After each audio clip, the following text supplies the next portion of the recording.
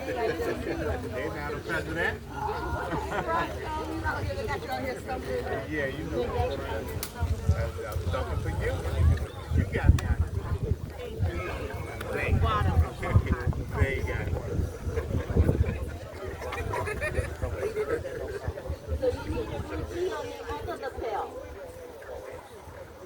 We gotta get him a button. How you doing, mama? How you doing, mama? You're welcome. I'm glad you're here. How you doing? I'm fine, thanks. How are you doing?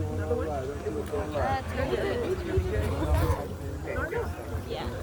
Can't complain, you're alive and well.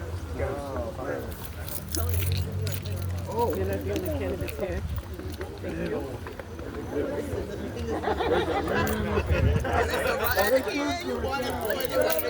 Am I the only one on the mic? Am I the only one on the mic?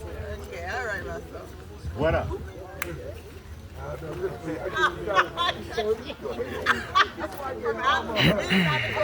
From outside the club. Oh, I don't get a hug? I don't get a hug?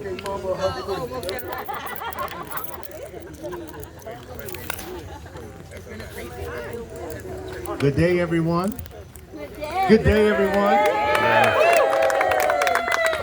The Lord has blessed us well with a beautiful day, yes? Amen. Yes, and so now we can go out. Everyone has your walking shoes on?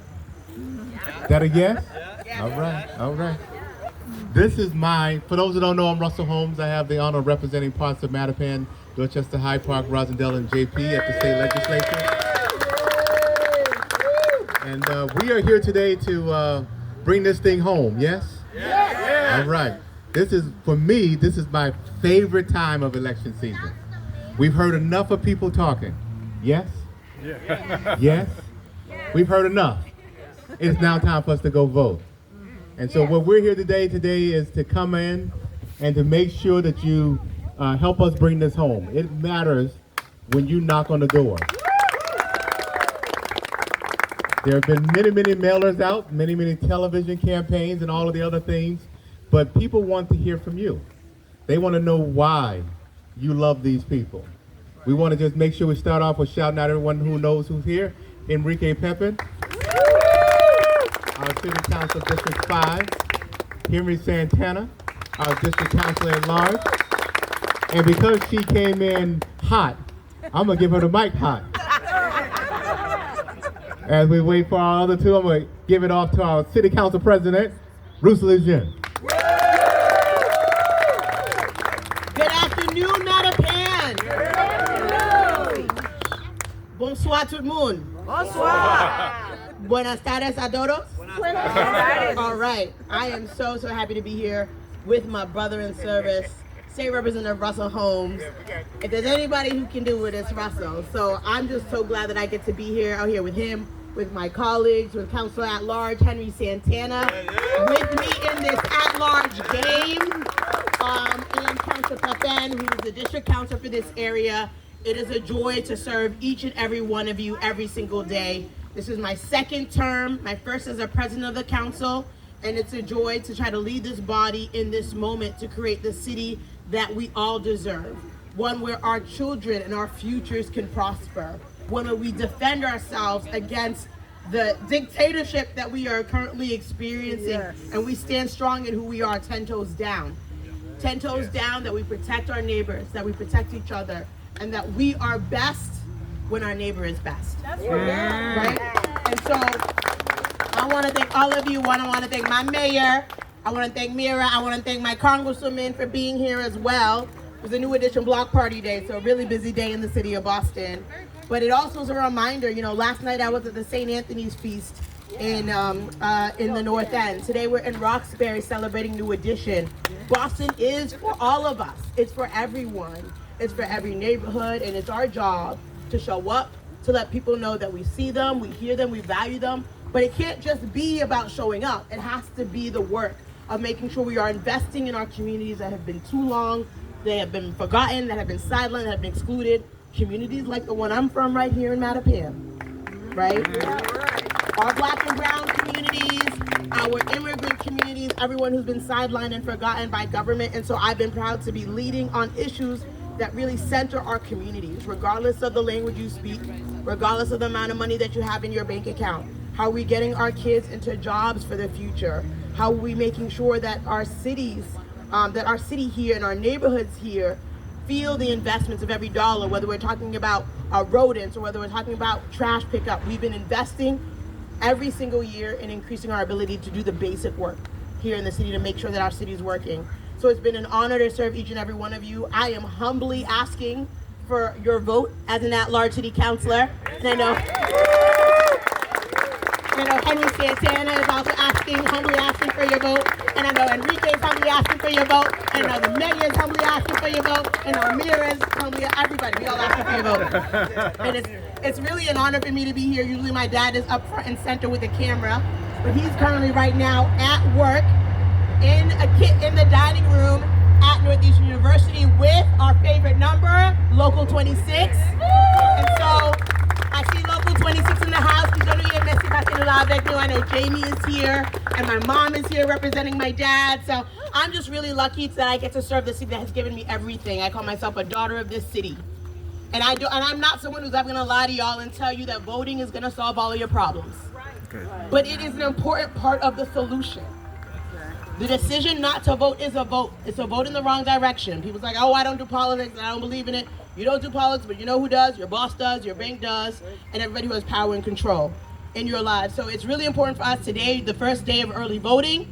After we do this rah-rah rally right here, we could go on over to Mildred, you can cast an early vote regardless of where you live in the city of Boston. We have early voting going until next Friday. So thank you all for having me. Merci un peu. It's just an honor to be a daughter of the city and to fight for each and every one of you every single day of this year and hopefully of the next 2 years again. Thank you. Thank you. I have the honor of passing it on to my colleague, my brother in service, Councilor at Large, Henry Santana. Good afternoon, Mattapan. Henry Santana here. I have the great honor of being one of your at-large city councilors. And I want to continue being one of your at-large city councilors here in the city of Boston. I'm going to talk a little bit about what's at stake here in this election, right? At the at-large race. It's a crowded and competitive race. And you just heard the council president talk about what's happening on the federal level, right? And here, more than ever now, local politics matter. And what we have going on here in my race, in the at-large race, in the mayor's race, is that people are trying to take advantage of what's happening on the federal level and bring it here to the local level. We have candidates who want to push our city backwards, right? And we have candidates here who want to continue investing in affordable housing. We have candidates here who want to continue investing in our youth and our future generations. We have candidates here who want to continue investing in our public safety and safety of our neighborhoods. And we need to make sure that here down from the top of the ballot that we elect all of these candidates. And that's why I am also humbly asking for one of your 4 votes. I am a city kid. I am a product of our public housing here in the city of Boston. I am a product of our Boston Public Schools, our after-school programs, our summer programs here in the city of Boston. I'm a black man. I'm a Dominican immigrant. And now more than ever, we need people like me representing the city of Boston. So, you know, it's an honor. I do this job with so much joy, with so much pride, for so much respect for the position. And I love this city. And even though there's a lot of issues that we need to tackle down, there's a lot of great things happening in the city. And that's why I prioritize our youth. I love seeing our little ones here. And I want to be able to continue to represent the next generations that are coming. So I thank you all for being here, picking on this beautiful Saturday, taking some of your personal time to knock on some doors. And let's get it over the finish line, like our state rep, Russell Holmes, said, right? Let's get it over the finish line. I really appreciate you all being here. And now I have the great honor of introducing my brother in service, my Dominican brother, someone who is also, outside of this, one of my best friends, your district councilor, Enrique Pepin.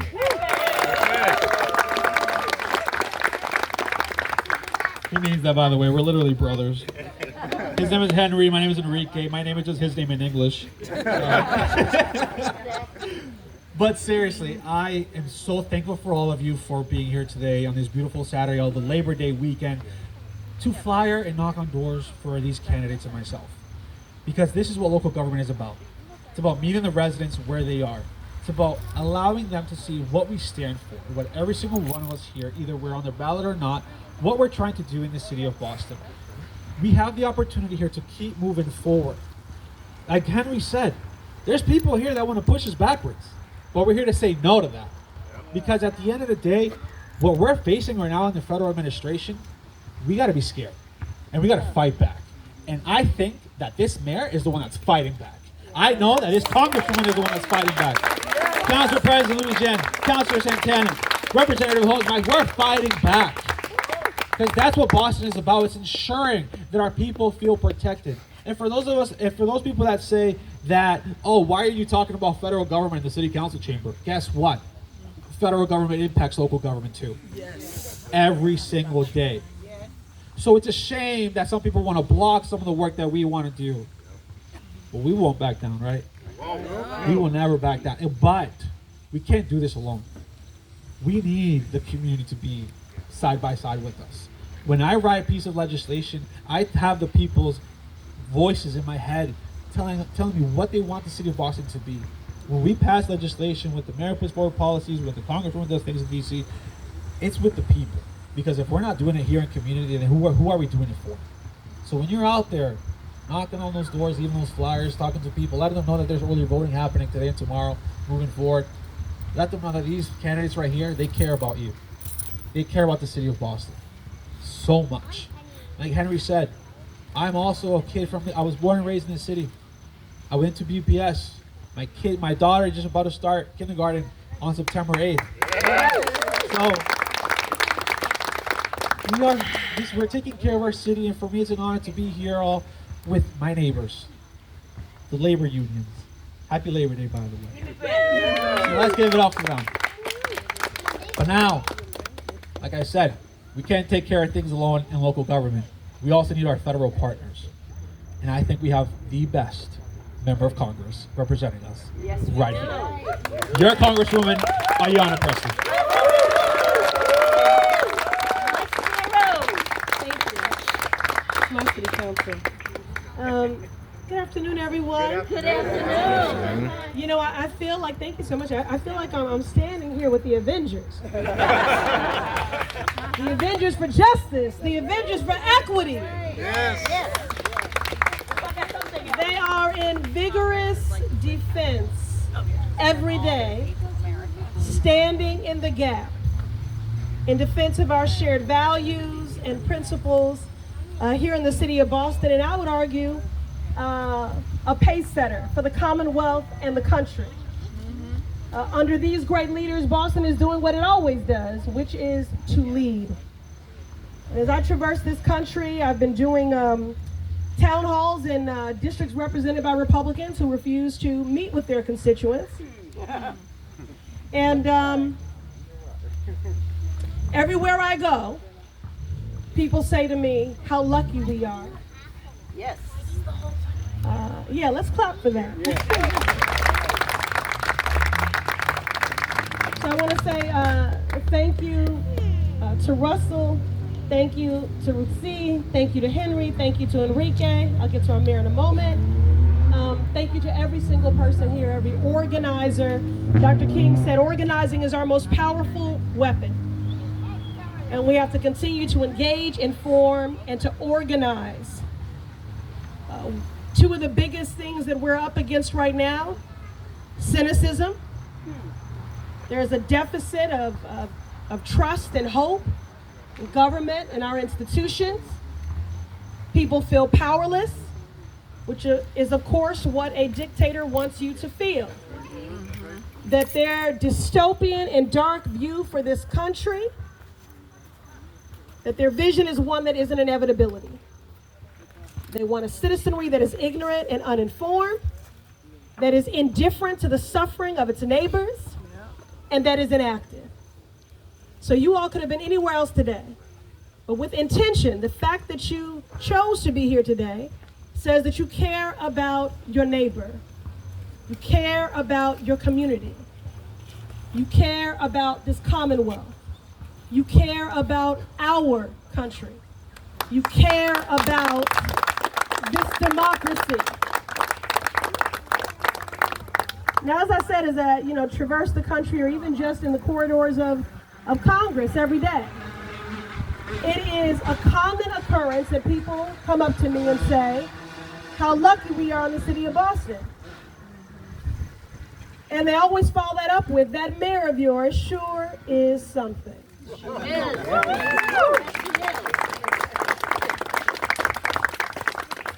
I'd like to think that courage is contagious. But there are so many who think that the way to beat authoritarianism is appeasement. No. It is to concede. It is to surrender. But here in the city of Boston and Michelle Wu, we have a mayor, as our council president said, who was 10 toes down. Unflappable, unflinching,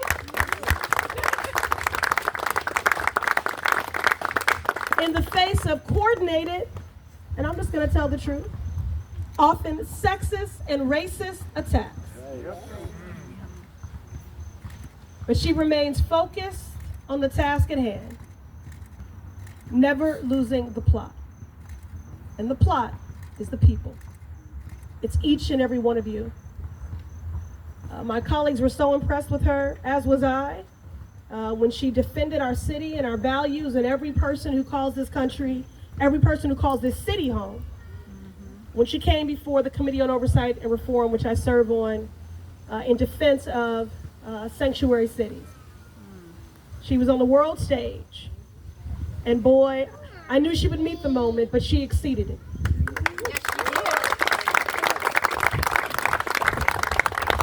And she has not wavered.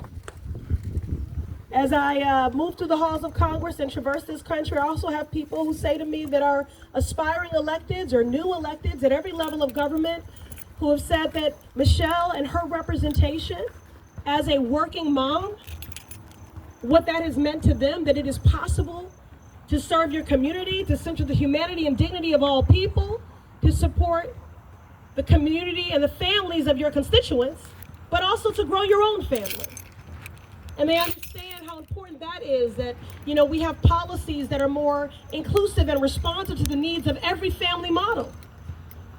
Because Michelle is bringing the confluence of her lived and professional experiences to every policy and budgetary consideration and decision.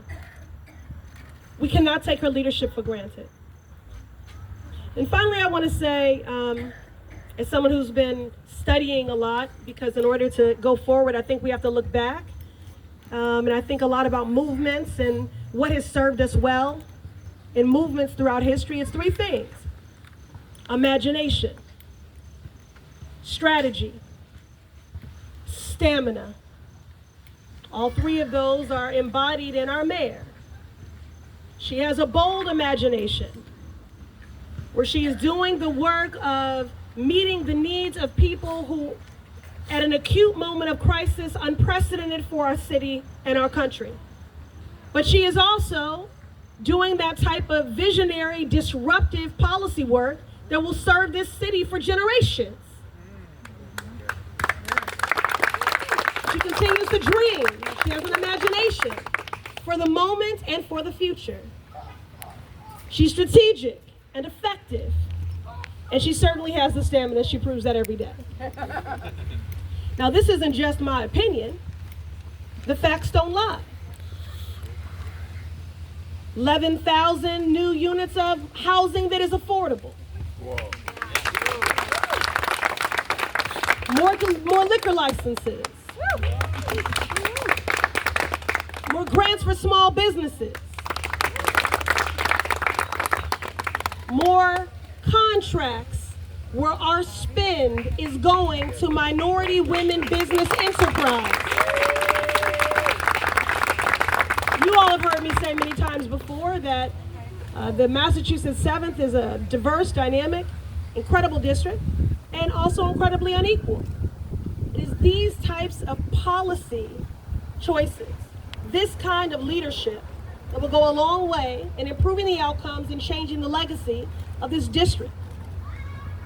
So I'm grateful for her voice. I'm grateful for her leadership. I'm grateful for her conviction. I'm grateful for her friendship. Of course, we served together on the Boston City Council, which is why I know how hard all these people up here work. It is the form of government closest to the people. So I just want to say that it's so important that we get out the victory. The role of mayor is an impossible one, but it is an important one.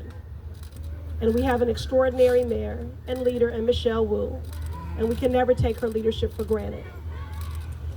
So thank you all for being here. This is an unprecedented moment that demands of us unprecedented organizing, unprecedented mobilizing, unprecedented dreaming, unprecedented hope. And with that, we'll bring our indomitable mayor, Michelle Wu.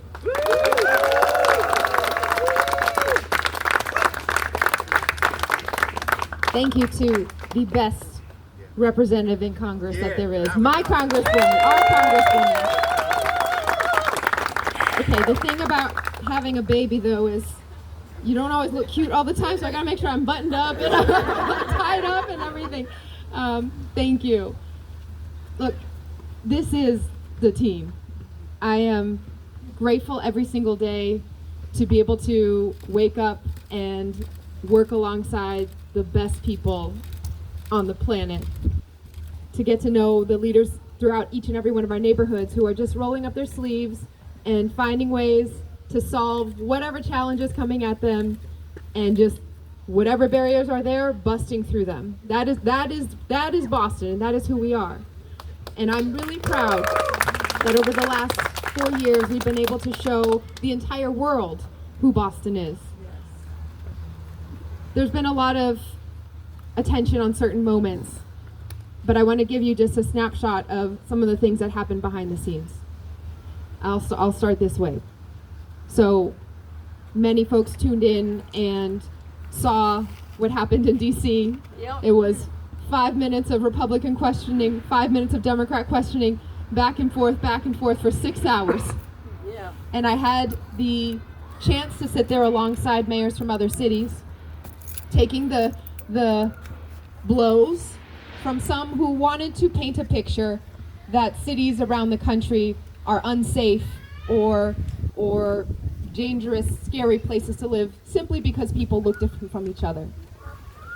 We held our own, but we would not have been able to do that had there not been folks from our community stepping up and trying their best to manage the dynamic too. For the 6 hours that I sat there, the Congress people were in and out. They would ask their questions for 5 minutes and they'd go out and they'd run and talk to the cameras outside, and then they'd leave. And so there was this constant flow in and out of the room. There was only one representative in Congress on that committee who sat there the entire 6 hours watching over us, making sure that I was okay and making sure that she had the city of Boston's back as always. Thank you, Ayanna, for everything that you do.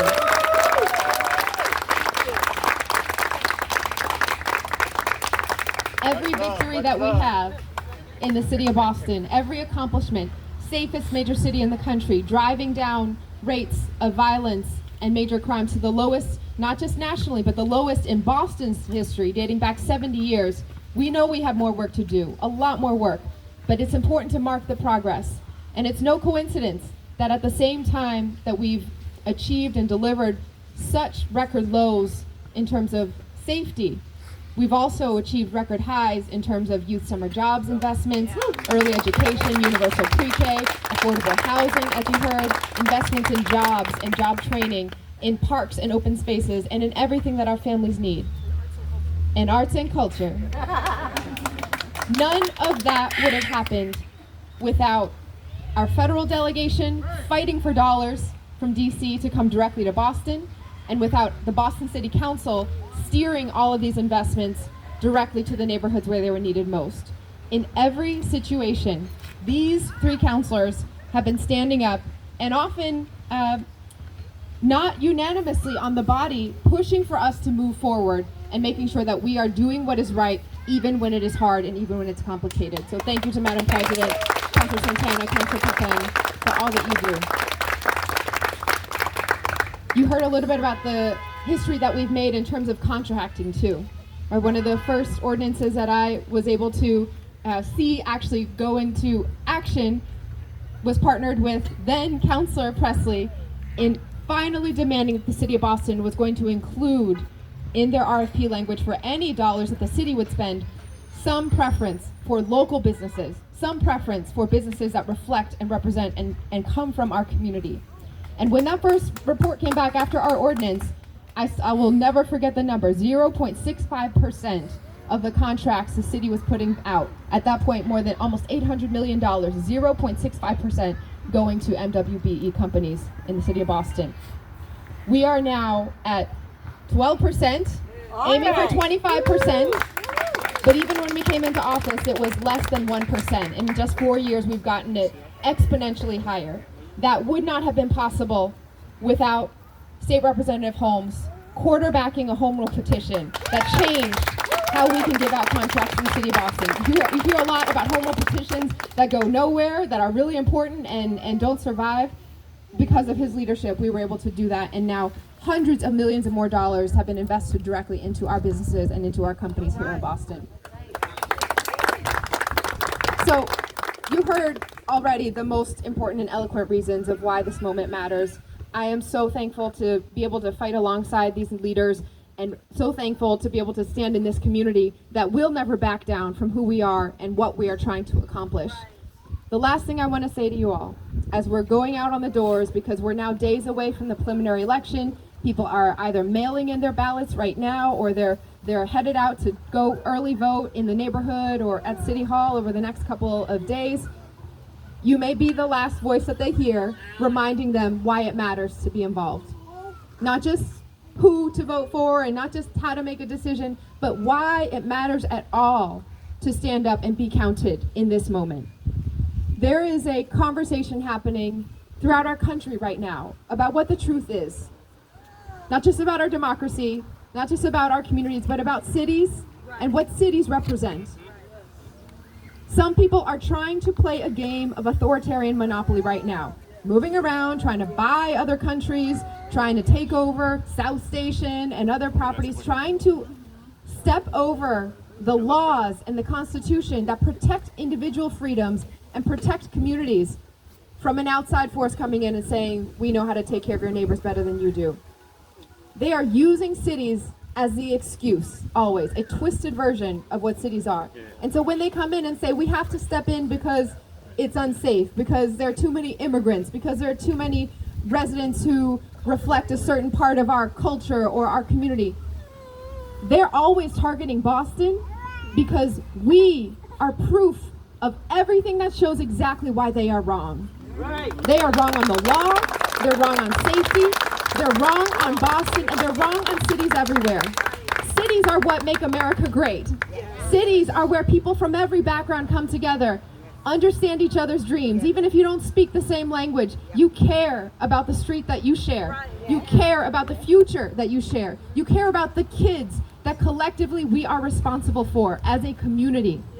Boston has represented that fight for nearly 400 years. We paused along the way 250 years ago to give birth to this country, and we have been going since then. And this country is looking to us now again, because there are real questions about what it means when people who look different from each other, who sound different from each other, who hail from different countries of origin somewhere along their family tree, what does it mean when we all live in the same place and all are connected to the same sense of community? Boston has the answer to that. In fact, it means we are the safest major city in the country. Woo! It means that our graduation rates are up, students are excelling in school, we are seeing families stabilizing and creating the American dream that so many of our ancestors and folks like my parents who gave up everything to come here for only believed and had faith was possible. Our community makes that faith real every single day. And so what we do in Boston matters, not just for our residents right now, but for our residents to come, our kids and our kids' kids and their kids after that. And what we do matters in this moment as well, to send a big message that our city is not for sale, our country is not for sale. We will not back down from the laws, the Constitution, the values of freedom that are only baked into this country because 250 years ago, this city stood up and said, we're done with having someone else tell us what to do. We are ready to make our own future. That's what we're doing today, door by door, to remind people not only that the election's here, but that our voice is what's going to make sure that our democracy and our community continues on for the next generation. Thank you for all that you all are doing.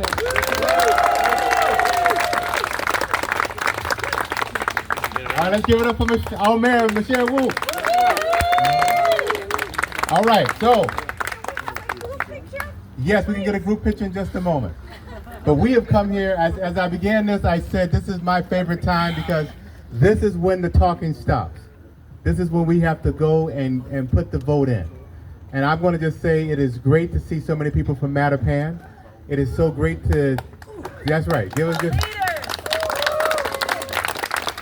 It is so important that we're kicking it off here because we all live here. Literally, off of Cummings Highway, off of River Street. This is our neighborhood. We want to make sure that our numbers are high here. Yes?